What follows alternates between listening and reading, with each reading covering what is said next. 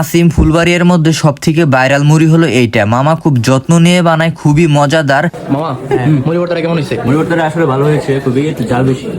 এই জায়গার লোকেশনটি কোথায় সবই থাকছে আজকের এই ব্লগে। আসসালামু আলাইকুম এভরিওয়ান, আশা করি সবাই অনেক বেশি ভালো আছেন। অনেকদিন পর ভাই ব্রাদার একসাথে হলাম, মনের মাঝে অনেক কথাই জমে আছে। ওরকম আড্ডা দেওয়ার মতো কোনো প্লেস পেলাম না। সবাই যার যার জায়গা থেকে অনেক ব্যস্ত থাকে, এক একজন এক এক জায়গায় থাকে। ওরকম ভাবে কারোর সাথে দেখা হয় না, হুটহাট করে দেখা হয়ে গেল আজকে। যেহেতু ওরকম বসার মতো কোনো প্লেস পেলাম না, চলে যাচ্ছি আমরা মুড়ি খাওয়ার জন্য। মুড়ি খাওয়া হবে এবং আড্ডাও হবে।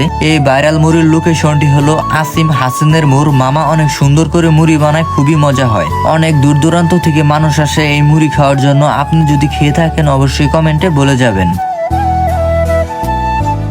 মুড়ি ভর্তা কেমন হয়েছে? ওখানে গেলে আসলে বোঝা যায় যে মামা মুড়ি ভর্তাটা কেমন হয়েছে? মুড়ি ভর্তাটা আসলে ভালো হয়েছে, খুবই একটু ঝাল বেশি।